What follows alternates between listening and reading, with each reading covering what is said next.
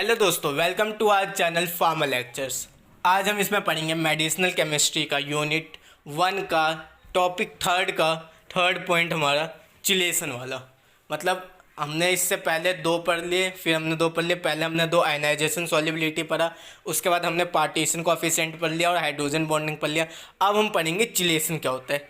Chelation आपने class 12th में आपके कोऑर्डिनेशन कंपाउंड का जो चैप्टर था उसमें भी था, पिछले साल भी आपने पढ़ा था और उससे पिछले साल भी मेरे हिसाब से हमारे कोर्स में था।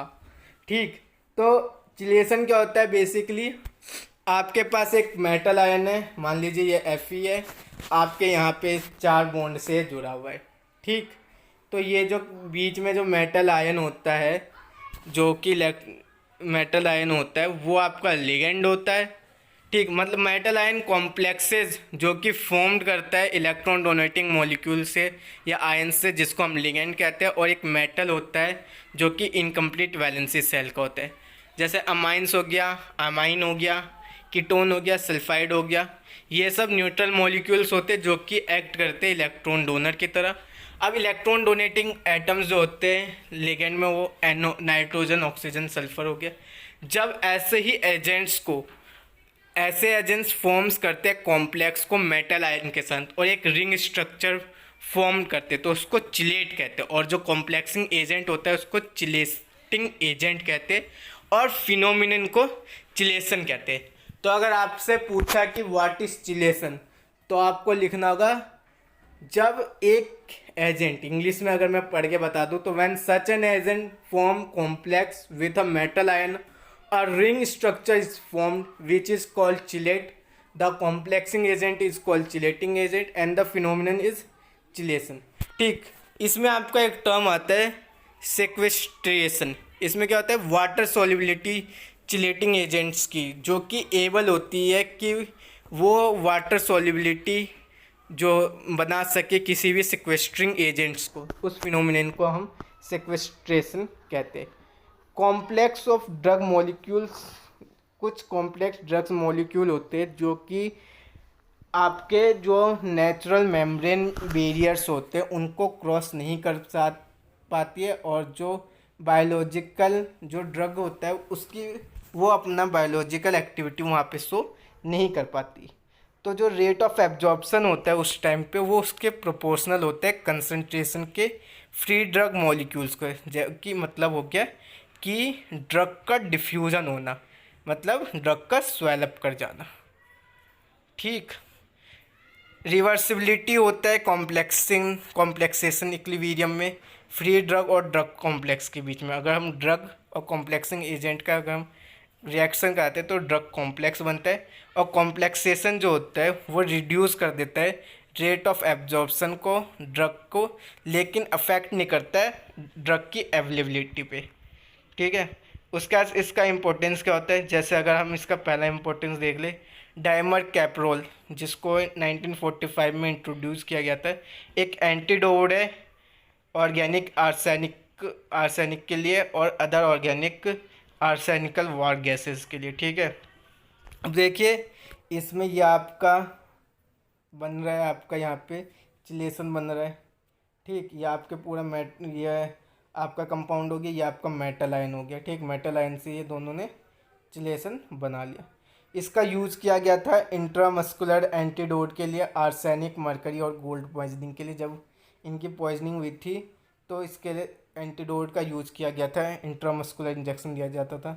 उसके बाद ये जो ड्रग है ये स्टेबल फॉर्म में होता था वाटर सॉल्युबल चिलेट्स में, और मेटल आयन जो है वो एक्सक्रीट कर जाता था यूराइन से।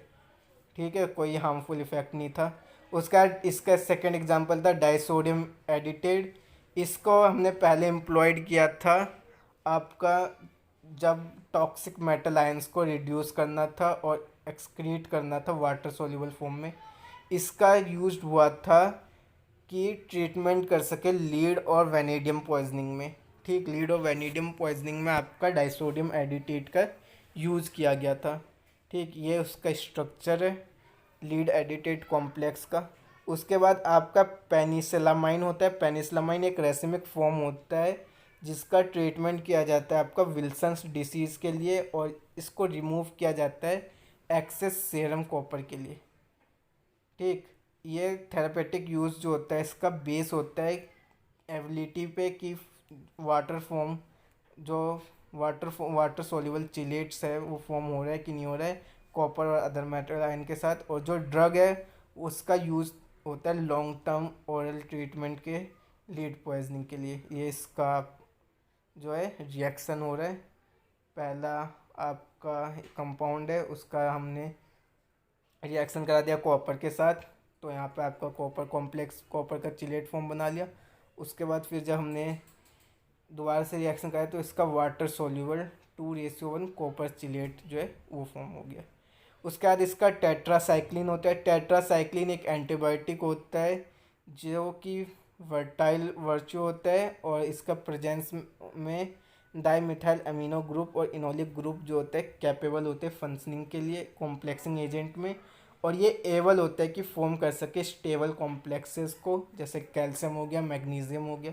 ये एक्सप्लेन करता है अगर हमें कभी भी गैस्ट्रिक एब्जॉर्प्शन हो रही है और डिलेड हम टेट्रासाइक्लिन लेते हैं, तो जैसे हमने टेट्रासाइक्लिन ले लिया ठीक, तो हमें उस टाइम डेयरी प्रोडक्ट्स का यूज़ नहीं करना चाहिए ठीक, नहीं तो हमें गैस्ट्रिक प्रॉब्लम हो जाती है। ये इसका कंपाउंड है। आप पेपर में सब कंपाउंड याद रखना, अगर याद रहे तो बनाओगे तो टीचर को इफ़ेक्टिव लगेगा और कोई वो नहीं है, और आगे आपके लिए भी ज़रूरत रहेगी।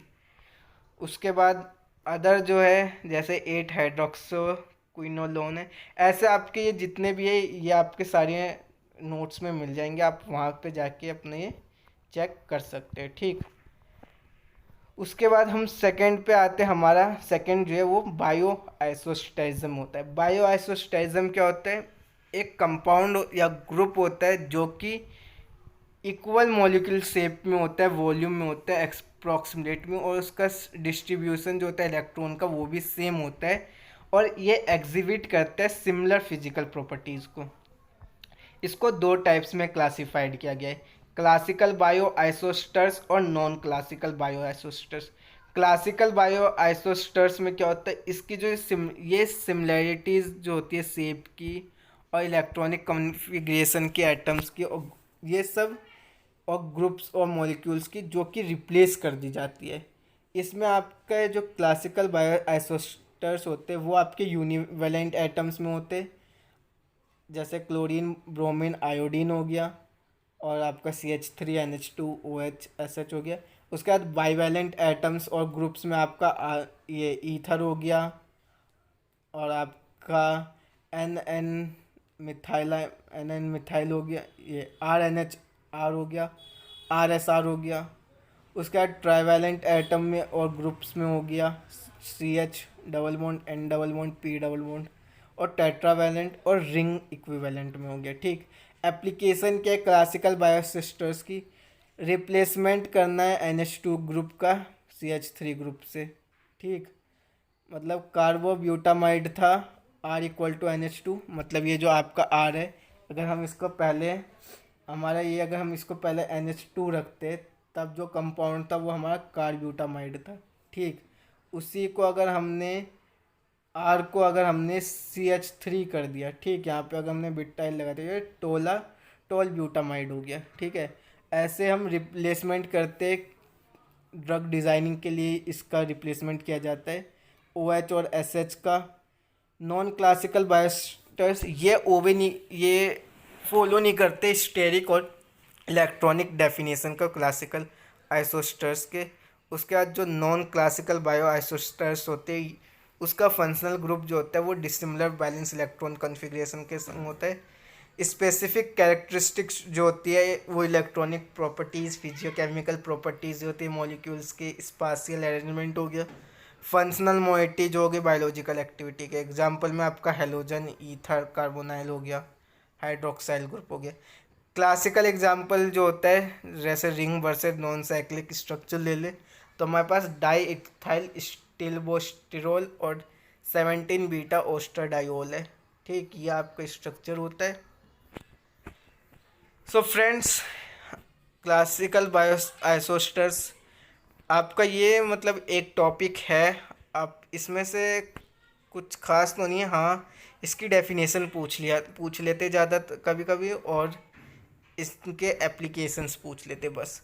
अगर आपको वीडियो अच्छी लगी हो तो लाइक करना, शेयर करना, कमेंट करना, चैनल को सब्सक्राइब करना, और आपको इन सब के नोट्स लिंक में मिल जाएंगे जो कि डिस्क्रिप्शन में दिए हुए। अगर आपको वीडियो अच्छा लगे हो तो हमें कमेंट करके बताना। कुछ टॉपिक ना समझ में आया तो भी हमें कांटेक्ट करना, कमेंट करना। नोट्स में कोई प्रॉब्लम हो तो फार्मा लेक्चर्स की टीम को कांटेक्ट करिएगा। धन्यवाद आपका।